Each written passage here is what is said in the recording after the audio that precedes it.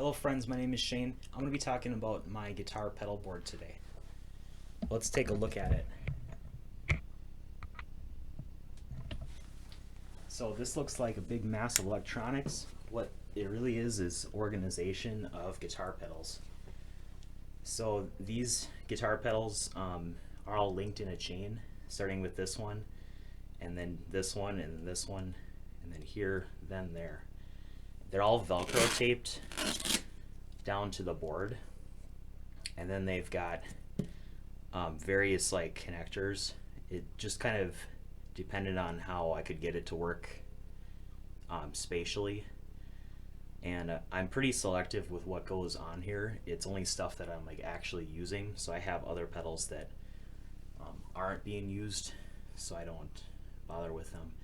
But the first one I want to talk about is the Jam Man, and this is a device used for recording, and it's also really great for looping.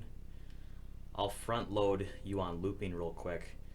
That's where you record like a track, and then you put it on a repeat, and then you can add layers to the track. So if you're a solo artist, this is like a really nice thing to have. And I'll demonstrate right now how to use it with a song called Suzy Q.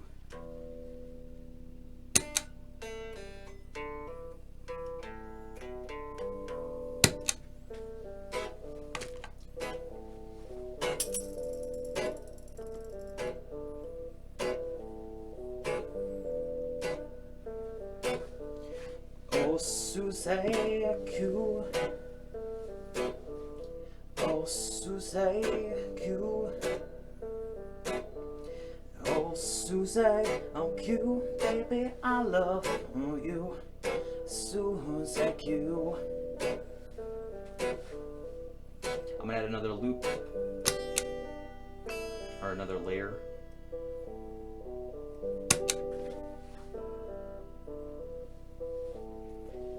I can adjust the volume of the loop. It's a little too quiet, so I'm just turning it up. Okay, I'm gonna play over it.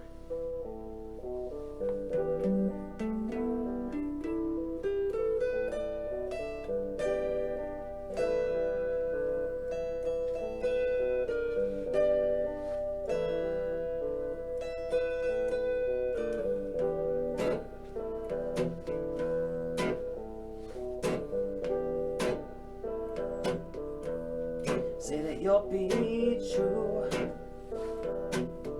Say that you'll be true. Say that you'll be true and never leave me blue. Suzy Q. And then when I'm ready to end, I can either press the stop button, or if I want to fade it out, I just dial down that volume button.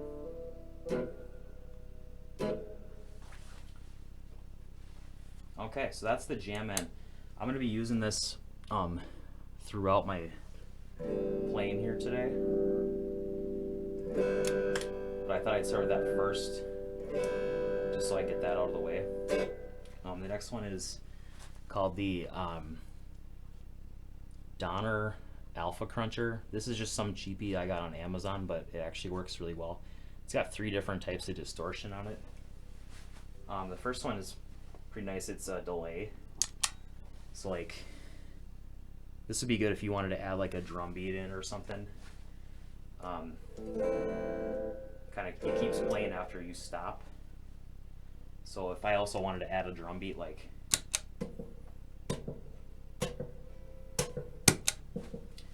now I've got a drum beat playing. So it's useful for that. And otherwise, like if you're trying to like just do something cool with a little bit of delay, it's pretty nice. The next one is the chorus, and that's like if you're trying to do something that's a little more touchy-feely. Basically, it just splits the sound into multiple voices. So it's kind of like that angel choir kind of thing going on.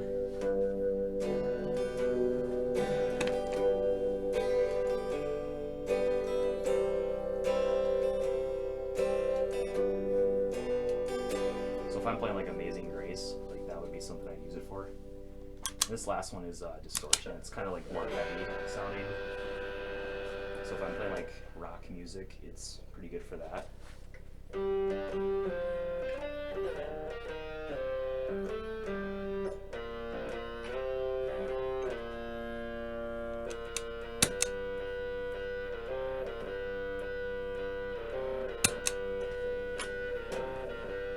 See how I have a little drum beat in?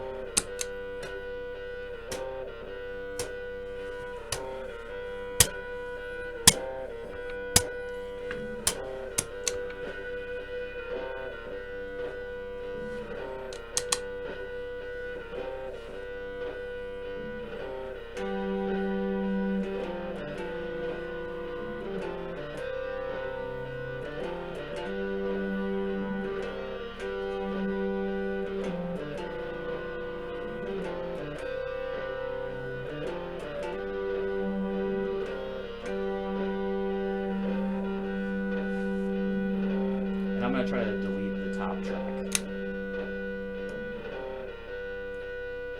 Then it just goes down to the first one.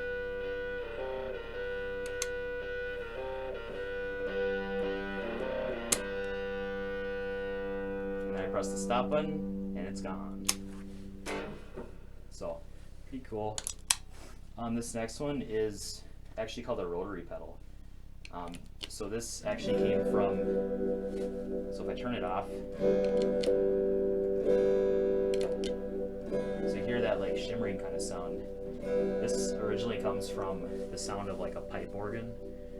The idea of the Rotary Pedal is it would be a sound horn on top of a speaker that would spin, and it would give you kind of like that police siren sound where it's like boom, boom, boom, boom, boom, boom. You know, it kind of comes and goes, and the pitch goes up and down with it. And I got it because I like reggae music, and reggae uses a lot of the organ sound. So I'll demonstrate how I would do that.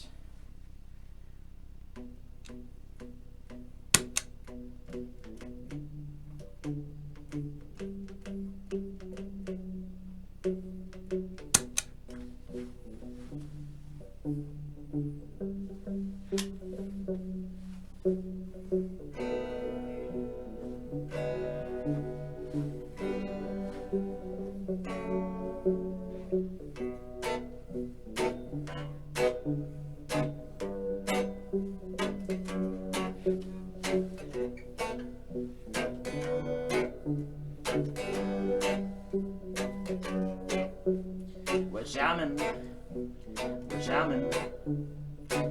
I wanna jam it with you. We're jamming, hope you like a jam in too. Ain't no losing how we found we can do it anyhow, long as the jamming is through.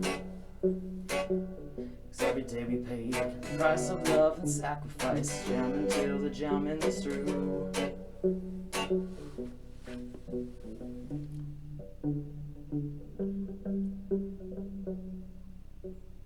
Yeah, so that's a Rotary Pedal. It's also used in a lot of like classic rock, like in the 70s. It's like that groovy stuff, like the Grateful Dead. It's kind of got that kind of sound to it. And then this pedal is just a distortion pedal. It's like for blues. So it's just got like a nice sound to it. I'll try to play something that would be good with that. Oh yeah, I got something here. I really like band CCR, so I'm gonna play a little bit of that, and I'll use the looping again for that too.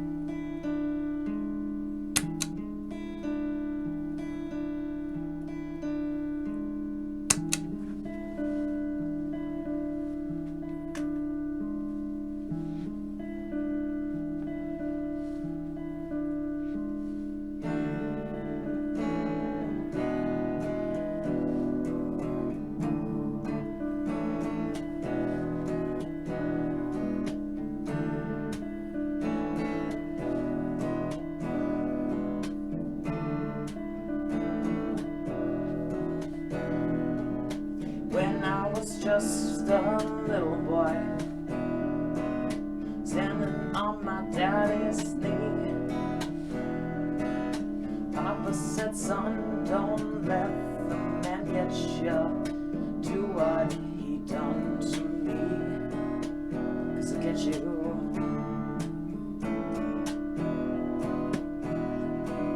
Get you, mama. I can remember the 4th of July, running through the backward there. I can still hear my old hound dog barking, chasing down a road there, chasing down a road there. Going on by you, going on by you, going on by you, going on by you.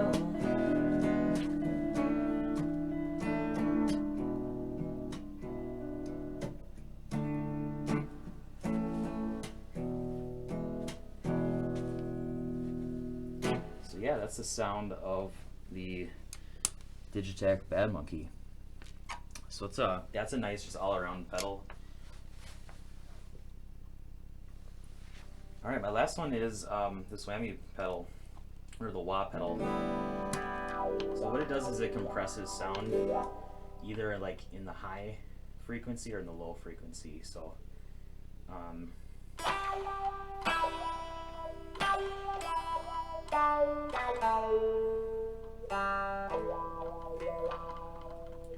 that's really all it is. And then you just click it again and it's off. So it's pretty nice, but this is kind of an antique, so when it's on, not everything sounds like super clear through. So yeah, that's all of this is all the stuff on this pedal board. It's all attached and it's got, you know, its own power supply.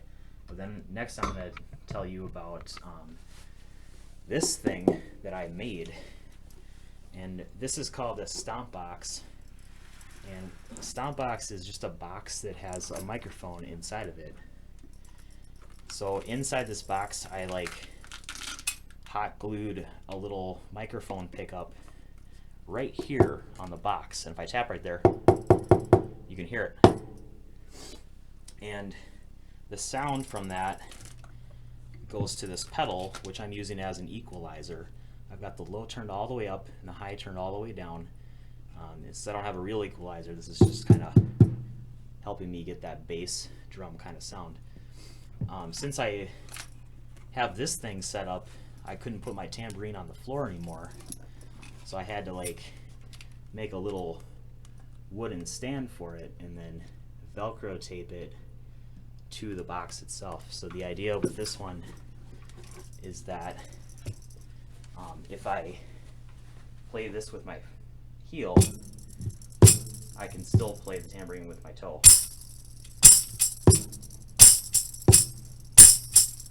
So yeah, I'll demonstrate that, how I would use that. I actually play at a nursing home, so this is like the kind of thing that I would be like using quite a bit to make a beat.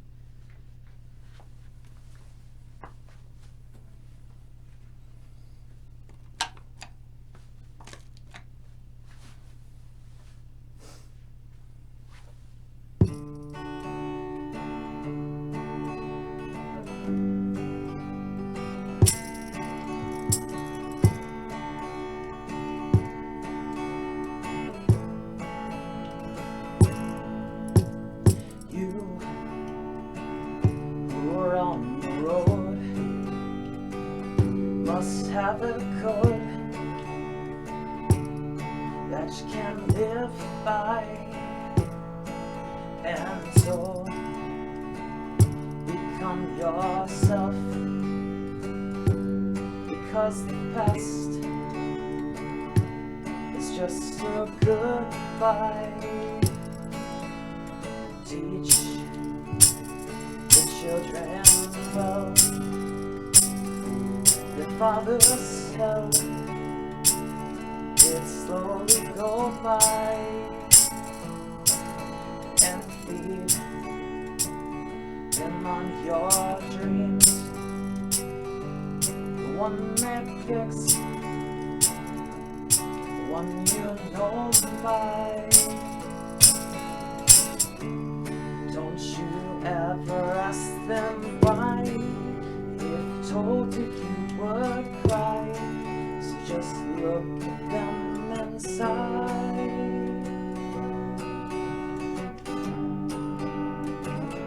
And know they love you.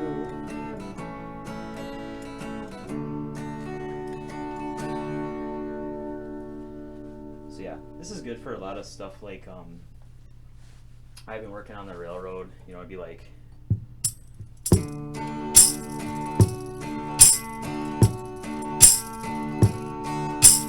I've been working on the railroad on the livelong day. You know, stuff like that, where you just need a bass and a snare of some kind. And this is just kind of where I'm at with it. I think sometime in the future, you know, I'm going to improve this a little bit so it's a little better sounding. But this is kind of where I'm at with it. And I think with music, there's a lot of room for creativity in how you set all these kinds of things up. So I think it's I think it's good to, you know, to play around with all this kind of stuff, because if you're like a solo musician, you know, there's just not always like a canned answer for everything, and you don't want to be cheesy and like have like a backing track, you know, and you know, for someone like me, it's, you know, it's hard to get reliable, you know, band members. So I just, you know, I kind of have to get creative with all this stuff, and this is what I do, you know, and it works. And I, you know, I got a little side business, and I play at a nursing home, and it's pretty fun, and you know, kind of keep going with it. But the technology is a big piece of it, and it's something I really talk about in my shows there, because I, you know, it's just a different point of differentiation. So if you're a musician, I'd encourage you to dig into some of the technology out there and check out all the people who are like loopers out there who are doing like some crazy stuff with technology. So this is where I keep all my guitars, and all I did was I took a 2x4 and I just screwed it to the wall, and these are bike hooks from Menards, and it turns out that these big blue ones fit guitars, and these little ones fit ukuleles and violins and that sort of thing. So this is a good adaptation for me, because when I'm here I can just you know, grab the instrument off the wall. It's really easy. So I guess I'll keep going here. This is a violin stand that I made out of wood last summer. You can see it's wood glued together. I love wood glue. Works really great. And I did this kind of out of necessity. I one of my nursing home shows, I wanted to do violin with the looping, so I needed to have my violin accessible so that when I started a loop, I could grab the violin and then play over it without having to like walk over to a chair or something. You know, when you're in live, you don't want too many distractions. So violin just sets up really nice on this thing, and then I just take it off and I put a little hook on it for the bow so it can hang there. So it's really nice. I actually decorated this for Christmas when I did a Christmas show, and I just couldn't take it off because I just thought it was just really nice. So but just another example of some adaptions you can make as a musician. Here's another one. This is my travel suitcase when I'm playing music at a group home or a small setting or the school. And this was actually a school biology kit that someone had like given to me because it was going to be thrown away. And I kind of pimped it out. I turned it into a little place to store instruments for when I play my mobile shows, and I made a little holder for my music stand. It's actually an old belt that I screwed onto the side of the case just with some screws. Oh yeah, organization. I actually, so all my music is on sheets. So when I was playing today, I used these little cheat sheets. I kind of get them from the internet and then I edit them and stuff. But basically, it's a memory tool. Something we learned a little about in some of our classes, how if you have some cueing material, you can remember a lot more things. There's no way that I would be able to remember all 300-ish songs in here. But what I do instead is I just I make all these sheets and I pull them out and I practice them and play them, and then it gives me the ability to play a lot more music than I could possibly ever do just from my memory, because my memory's not that good with all of this, but all these lyrics and chord progressions is quite a bit of stuff, and I'm so busy with the technology that I'm using and multitasking, playing with my feet and my hands and singing, that I just can't seem to do all of those things. So thanks again for watching. Goodbye.